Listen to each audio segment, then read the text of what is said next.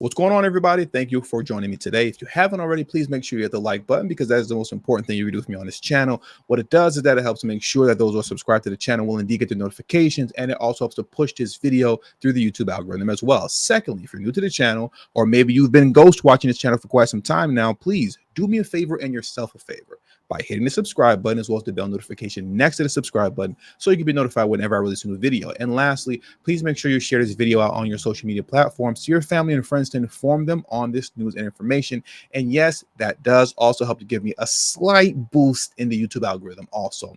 And with the introduction out of the way, let's get into today's news. And today we are headed back over to my favorite news studio, MSNBC studio, to have a little talk about Joy Reid. But before we do that, I want to hop into this CBS News video first because boy, oh boy, the Democrats are in shambles. They are completely in shambles over Joe Biden's miserable debate performance last night against Donald Trump, in which he was fumbling and bumbling all over the place. I don't think I've ever seen either party in shambles to the degree to which the Democrats are in right now. They're scrambling, coming up with all type of excuses, and if not excuses, just flat out admitting that this is a failure and Joe Biden must be replaced before the election. So let's get into the excuses. I want to start there. Like I said, I want to hop into this CBS News video because one of the excuses that they are running with now is that apparently Joe Biden was fumbling and bumbling all over the place because he was sick. Apparently, he has a little bit of a cold. And when you have a little bit of a cold, that's what makes you trail off from speaking on one subject. And halfway through your sentence, you're speaking on a completely different subject, on a completely different topic that you didn't even start on. So let's get into this right here. I'm going to play this for you right now. Let's hear this foolishness. I think the first thing that many people witnessed in watching this debate was President Biden's shaky, hoarse voice. What's wrong with him? Well, Nora, we only found out what's wrong with him about halfway through the debate. We started asking right away. As soon as he took the stage, as soon as he opened his mouth and started speaking, he obviously sounded raspy. And so I started firing off texts to various Biden campaign officials, what's wrong with him, and got radio silence. One person said, well, maybe he just needs to warm up. And then about 45 minutes in, a slew of responses from White House and Biden campaign officials saying, yes, he has had a cold for the past few days. He was examined by his personal doctor, Kevin O'Connor, at Camp David. He tested negative for, but he does have a cold, and that's why he is raspy. Okay, let's just take a moment to stop right here. Could it be any more obvious that this woman is lying? Because I believe that she's completely lying. In my opinion, I think, I believe, I assume. So let's really unpack what she's saying here and how this conversation really actually went. Biden is fumbling and bumbling all over the place.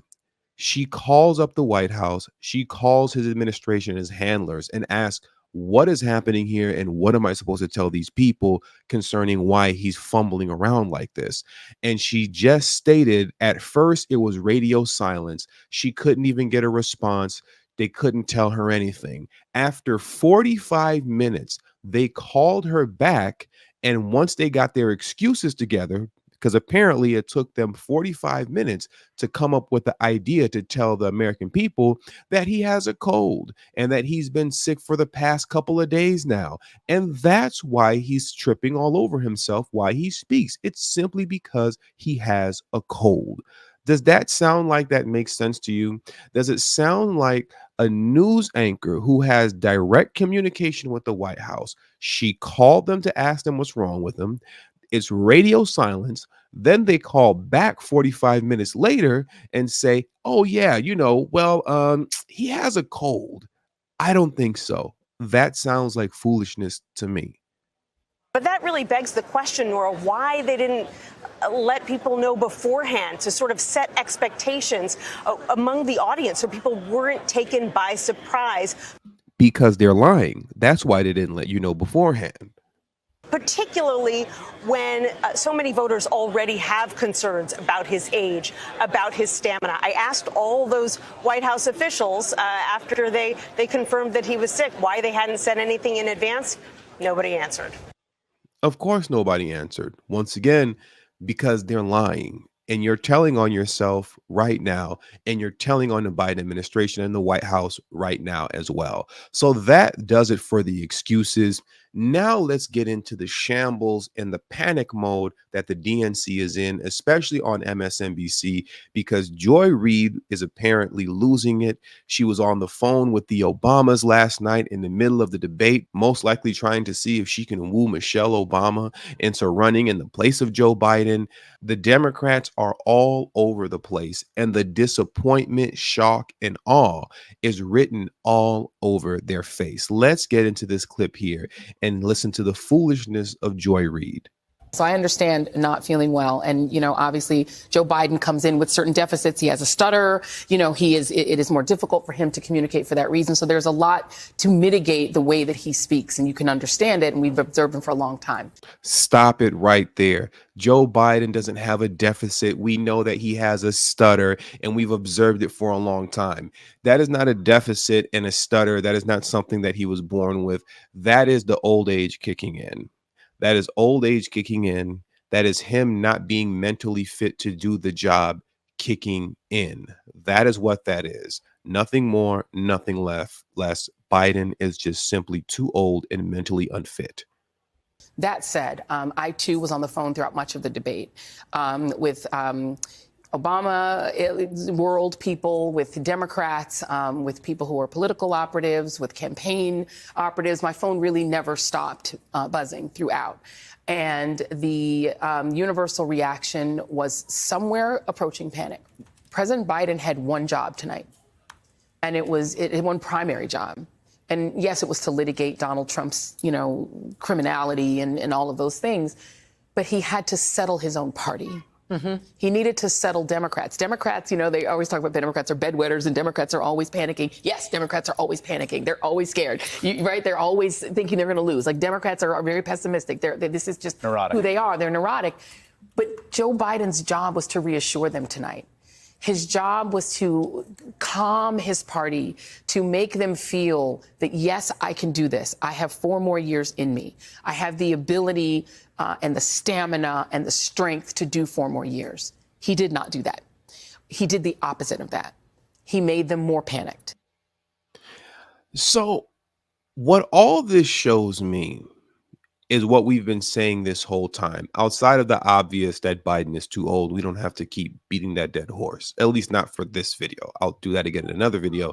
But what this truly exposes is what we've discussed multiple times on this channel, and that's that every time the Democrats open their mouth, they're projecting. When they start talking about fake news, misinformation, disinformation, malinformation, dangerous rhetoric, how long have people like us been saying these things about Joe Biden concerning his mental state, just for the Joy Reids of the world to turn around and say that we're pushing misinformation, to turn around and to say that this is dangerous rhetoric, and just to flat out call folks like us liars and or conspiracy theorists? You see, this goes to show that they are the ones who are actually the liars and not the American people, you and me, that can see the truth for what it is. And we've always seen it for what it is and for what it was concerning who Joe Biden is, his age, and the fact that he's just mentally unfit to be president and should have never been president to begin with.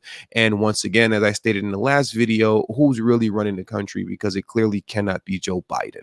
It clearly can't be him. But another thing that stands out as well, and it stands out like a sore thumb, is how in the midst of all of this, no one is talking about Kamala Harris. It's clear as day that Joe Biden needs to be replaced, but nobody is talking about replacing him with Kamala Harris. Her name isn't even being mentioned. So that even goes to further show how much her name is mud within the party that she's supposed to be representing, because Kamala Harris in and of herself is a joke. So if Biden is mentally unfit to run and nobody likes Kamala, where does that leave the Democrats now? That's the question. Who do they have next to step in the shoes of Biden if Biden indeed chooses to step down. Because once again, as we discussed in the prior video, it's not that easy for the Democrats to simply replace Joe Biden. For it to be easy, he simply needs to step down. But we all know he doesn't want to do that because his pride is in the way. But outside of his pride being in the way, if he is to step down, who could step in his place? And I am willing to bet you that it's one of two people.